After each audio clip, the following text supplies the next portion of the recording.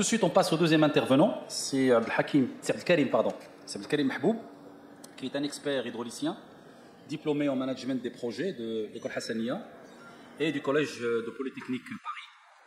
Monsieur Mahboub donc, est un expert avec un quart de siècle d'expérience dans le domaine des infrastructures hydrauliques et de transport, des réseaux d'eau potable et d'assainissement, des stations de pompage, des stations de traitement d'eau potable. Il a rejoint le CID que vous connaissez, l'un des plus grands bureaux d'études marocains, en 2006, où il a réalisé des projets au niveau national, international. Et nous avons notamment travaillé sur un projet, j'ai bien apprécié le nom, Balbala Sud à Djibouti. Peut-être si vous avez un petit moment, vous en parlerez. Il a travaillé également sur TMSA, Tanger, sur Jeff Lasfar et sur le nouveau port de pêche de Tanger. Donc en 2018, il a été désigné chef de mission de la maîtrise d'œuvre du projet de revitalisation des zones industrielles dans le cadre du Millennium Challenge, Compact 2.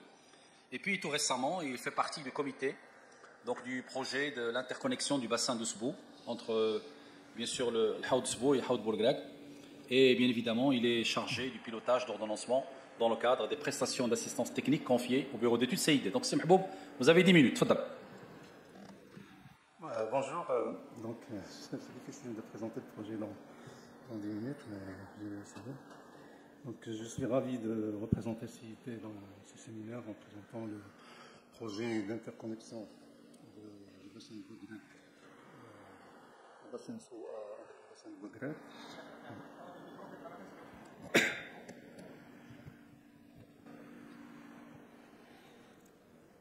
Je vais présenter le projet d'interconnexion entre les bassins de Sbou et Bourgrag. Donc, CIT a été chargé d'assurer l'assistance technique de la tranche urgente de ce projet lancé, qui a démarré en décembre 2022, qui a été achevé la mise en service. Il a été réalisé en août 2023, fin août 2023. Donc je vais tout de suite démarrer le...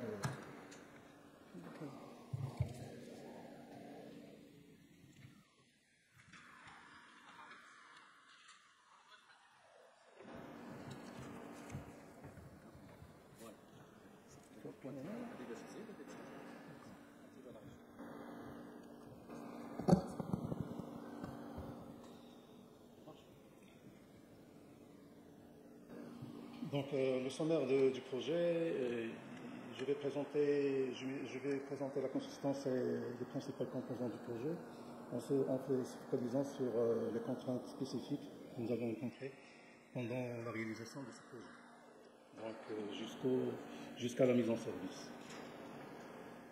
Donc le contexte, il a largement parlé du contexte. Donc vu le stress hydrique qu'a connu le pays ces dernières années, donc la première tranche d'urgence a été lancée.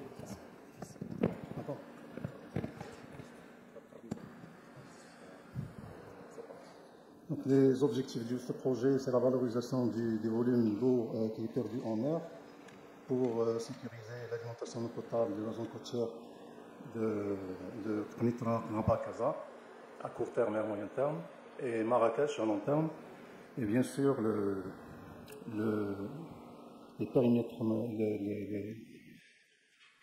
les petites et moyennes hydrauliques en cours de route, et la grande hydraulique de Kala al-Haz. Donc, comme l'a signalé en détail, donc le projet à terme, il est de 45 mètres cubes secondes, avec la continuité de temps mètres cubes secondes vers le barrage de Massira. Et la première tranche d'urgence concerne 15 mètres cubes secondes. Donc le linéaire total est de 67 km qui traverse 8 communes territoriales de la province de Knitra et de Salé. Donc le projet en chiffres, il y a 6 millions de mètres cubes de terrassement, 50 000 mètres cubes de béton, dans 4 000 tonnes d'acier pour béton et 6 000 tonnes pour les tuyaux construits au Maroc. Et pour les 66 km de tuyaux, ils sont importés de la Turquie. Il y a à peu près 200 km de câbles qui ont été réalisés sur place. pour la consistance principale et les principales composantes. Donc la première composante, c'est le dragage. Il a été réalisé sur 1200 mètres pour enlever les sédiments déposés sur le fond du barrage afin d'assurer la bonne alimentation en eau. Donc la superficie totale est de 14 hectares. La deuxième composante, c'est l'équipement d'alerte et de contrôle de la qualité de l'eau pour mesurer les différents paramètres de l'eau afin de déclarer d'éventuelles alertes au niveau de la télégestion. Donc la prise d'eau est composée de plusieurs ouvrages de taille importante. Donc un ouvrage d'entrée, chenal d'amener, ouvrage de prise, qui est équipé de grilles métalliques, 3 vannes murales, 3 vannes de régulation audio, un divergent, 2 désableurs, un convergent et un dallo. Pour il y a 2 stations de pompage SP1-SP2 qui sont équipées de 6 groupes motopompes et électropompes de 3 mètres cubes secondes chacune et 104 mètres d'HMP.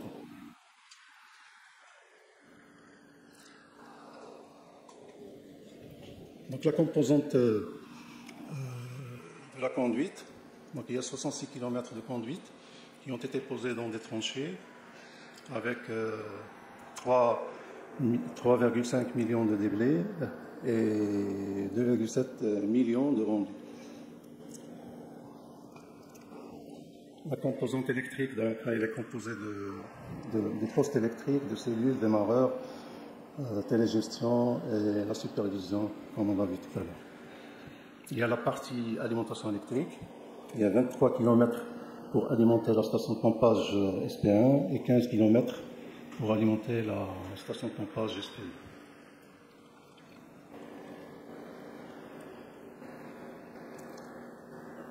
Donc, d'autres composantes, d'autres ouvrages. Il y a la cheminée d'équilibre numéro 1, cheminée d'équilibre numéro 2, un ouvrage de restitution des regards du sud, un ouvrage de dissipation, c'est l'ouvrage de rejet, un bassin de vidange du trop-plein SP2 et les travaux de recalibrage du talweg avant.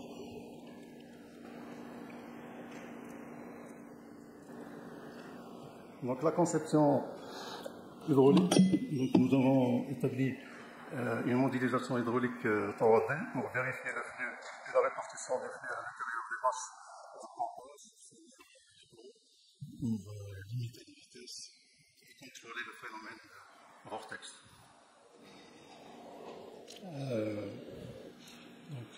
Parmi les contraintes qui ont été posées dans les sites pour ce chantier, c'est les caractéristiques faibles et même très faibles du sol. Donc caractérisé par une compressibilité du sol qui a engendré des tassements, un flottement négatif et des poussées latérales. Donc pour pallier à ce problème, donc, le recours aux inclusions rigides par la réalisation des 80 pieux au niveau de SP1 et mettre d'autres dispositifs pour contrôler ce phénomène. Donc il y a un autre problème de la dilatation de la conduite.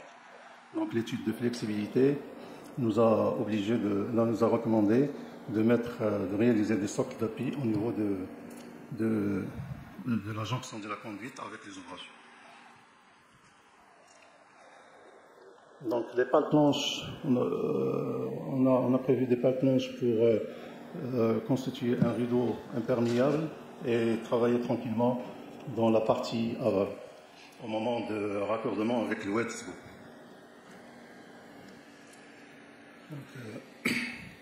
Pour les groupes de pompage, nous avons demandé aux fabricants de revoir le design pour permettre un éventuel transport par avion dans le cas où parce que le délai il était très court. Encore 2 minutes, c'est Mahboub, s'il vous plaît. 2 minutes. Je vais essayer de parcourir rapidement donc la protection contre le cours du bélier. On a réalisé une cheminée d'équilibre, 2 cheminées d'équilibre, et 19 ballons anti-biliers de 100 mètres cubes chacun.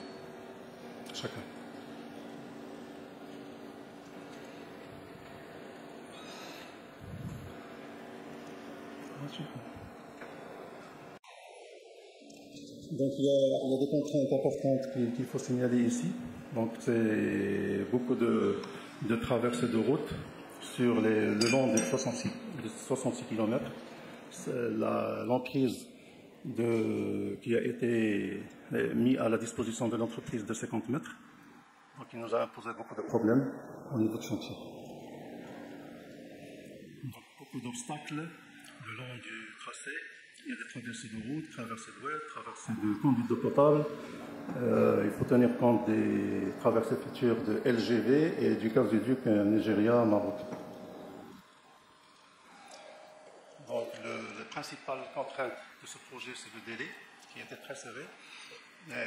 Alhamdoulilah, on a pu livrer les premiers mètres cubes, même avant, à 1 mois et demi avant le délai contractuel, et 3,5 mois pour la deuxième phase.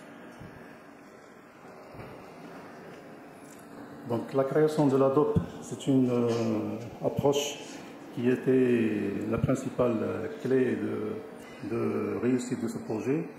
Donc avec la supervision et le soutien de la Commission nationale de l'eau qui a suivi de près ce projet, et un reporting hebdomadaire, il a été établi et suivi par la Commission nationale de l'eau. La DOP, c'est Mahboub, la DOP, c'est la direction opérationnelle du projet. Ok, ça marche. Allez-y, il a été créé en juin 2022 pour la gestion et la gouvernance de ce projet. Ok. Donc les moyens humains et matériels qui ont été mobilisés par le groupement d'entreprises. Donc le groupement d'entreprises qui a été chargé de ces travaux, ce sont Majec, SGTN, STAN et SNCE. Donc ils ont mobilisé tout un staff pour nous accompagner à la réalisation de ce projet, et un arsenal important de moyens matériels, de matériel pour réaliser ce projet dans le délai. Ok, je rappelle que les présentations seront a priori diffusées sur le site web de la FNBTP. En tout cas, vous pouvez conclure, Si Mahboub, s'il vous plaît. Juste un slide. Oui. Très important pour la réussite de ce projet. Donc il y a la contribution de la Wilaya qui a donné un coup de pouce au démarrage de ce projet pour débloquer toutes les contraintes liées aux autorisations et du foncier. Il y a la Commission nationale qui a suivi de près ce projet sur tous les points de vigilance. Il y a une JET qui a été mise en place pour traiter et valider les dossiers rapidement. Et la priorité elle a été donnée aux équipements importés. Il y a la validation à travers des ateliers qui ont été organisés sur place pour valider rapidement les dossiers. Il y a les traitements accélérés des attachements pour débloquer le paiement, pour débloquer les paiements de l'entreprise. Il y a les différents moyens de communication qui ont été instaurés pour accélérer et répondre rapidement aux demandes. Donc, pour la logistique, donc, il y a tous les contributeurs, les organismes et les entités qui ont contribué à ce projet. Donc, vous pouvez voir toute la logistique qu'il a fallu et la coordination qu'il a fallu faire pour réussir ce projet. Donc, la contribution de tout le monde permet la mise en service par l'arrivée des premières mètres cubes le 28 août 2023, et pour la partie contractuelle de 6 mètres cubes le 6 septembre 2023, et pour atteindre les 15 mètres cubes secondes le 2 novembre 2023. Ok.